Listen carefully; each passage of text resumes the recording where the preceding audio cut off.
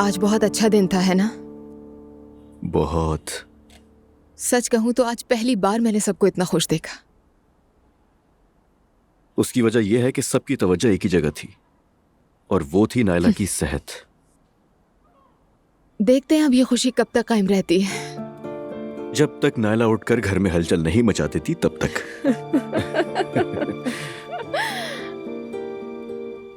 कितने परेशान हो गए थे तुम इस पूरे अरसे में।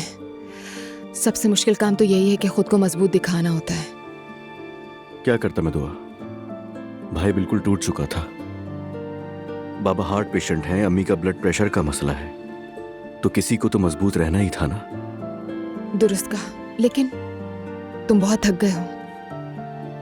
कोई बात नहीं, मगर तुम्हारा बहुत शुक्रिया। किस बात का? तुमने मुझे इतना सपोर्ट जो किया दुआ, बल्कि हम सबको ही। अजलान, ये कैसी बात कर रहे हो? तुम्हारा साथ तो दूंगी ही ना, आखिर इतने मुश्किल वक्त से गुजरे हैं। काश के ये आखिरी हो बस।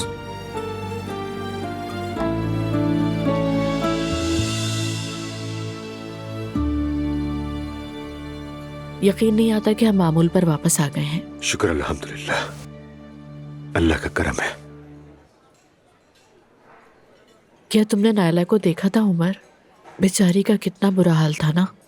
हम सब बहुत दुखी थे ज़ैनब, और उसकी माँ जो कोने में तन्हा खड़ी थी उसका क्या? हाँ, वो तो बहुत परेशान थी। उम्मीद है कि जितनी परेशानियां उन्होंने झेली हैं अब सब अच्छा होगा इंशाल्लाह। लेकिन आमतौर पर ऐसे सदमे बर्दाश्त करने वाले लोग या तो हमेशा के लिए साथ चले जाते हैं या फिर जुदा हो जाते हैं, दरमियान का कोई रास्ता नहीं। मसलन हम दोनों।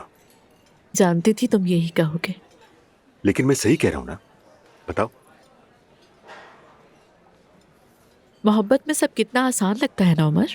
हमारा दोबारा शुरू हो गया ना? बिल्कुल शुरू नहीं हुआ। अच्छा, और शादी में क्या होता है? शायद कुछ नहीं होता, बस एक किस्म का मुआहदा होता है। जाना चाहो तो नहीं जा सकते, रुकना चाहो तो नहीं रुक सकते। एक तरह की मजबूरी है ये। मुझे ऐसा नहीं लगता। शादी कोई फर्ज नहीं, एक फैसला है। एक ही घर में रहना भी कोई फर्ज नहीं, बल्कि एक इंतखाब है।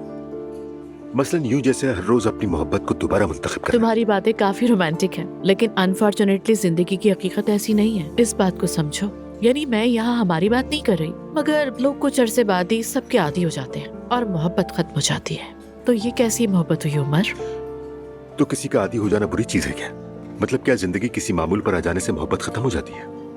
बल्कि इस मामूल की वजह से लोग एक दूसरे की कदर करने लगते हैं। अगर वो मामूल और रूटीन डिस्टर्ब हो जाए और सब बिगड़ जाए तो? क्या हुआ, बिगड़ जाए तो फिर से बना ली जाए? क्या हमने नहीं बनाई? ऑफ कोर्स ये सिर्फ उन लोगों के लिए है जो वाकई मोहब्बत करते हैं। तुम बहुत जिद्दी हो, जानते हो। वैसे तुम भी जिद में कुछ कम नहीं हो ज़ैनब। ठीक है, किसी दिन में तुम शामिल ना हुए तो वो दिन मेरी जिंदगी का इख्तिताम होगा। ठीक है, इस मौजू को खत्म करते हैं। एक शर्त के साथ। आइंदा शादी के बारे में इतनी मायूसी की बातें मत करना। चलो ठीक है उमर, वादा। देखते हैं। हाँ, फिर से शुरू हो गया, हम देखें क्या होता है।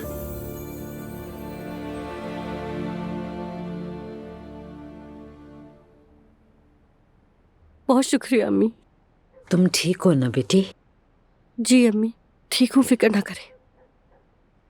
तुम्हारे सोने के बाद इल्हामी साहब आए थे और हलीमा आपा भी। अल्लाह उन्हें जज़ा दे। लेकिन नायला मेरी जान, फौरन उठने की कोशिश मत करना। देखो तुम्हारा इलाज अभी जारी है, बस अपना ख्याल रखना, वरना आप बर्दाश्त नहीं कर पाएंगे। अम्मी आप मुझसे नाराज है ना? कैसी बातें कर रही हो? मैं तुमसे क्यों नाराज होंगी बेटी? वो आप जानती है ना, सिफ्ता तुम्हारी अम्मी यानी। मैं उनके लिए बहुत शर्मिंदा हूँ। नहीं बेटी, शर्मिंदा होने की कोई बात नहीं है। मैं सिफ्ता से बात कर चुकी हूँ। तुम भी उस बात को ज्यादा दिल पर मत लो, ठीक है? मगर हम इस बारे में बात नहीं कर पाए। बात करने की जरूरत भी नहीं। पहले तुम अच्छी तरह सेहतयाब हो जाओ, फिर अगर बात करनी होगी तो कर लेंगे। देखो मेरी तुमसे दरखास्त है, अम्मी कहो उसे, तरस आता है उस पे। वो भी बीमारी में कितनी तकलीफें बर्दाश्त कर चुकी है। वो तो ठीक है, कुछ बताया नहीं। सब ठीक है बेटी, हम उसे कभी नजरअंदाज नहीं करेंगे। जब तुम वहाँ इलाज करवा रही थी तो वो भी तुम्हारे साथ अपना इलाज करवा रही थी। उसकी तो स्टेम सेल थेरेपी भी करवाई गई है। माशाल्लाह बेहतरी हो रही है, और अब तुम भी बेहतर हो तो वो भी बेहतर हो जाएगी। यही माँ का प्यार है। बहुत शुक्रिया मियाँ, बहुत अच्छे हैं। अच्छा चलो, अब अपनी खूबसूरत आंखें बंद करो और आराम से सो जाओ। जी, चलो अम्मी। मेरी जान, सो जाओ। चलो सो जाओ मेरी जान।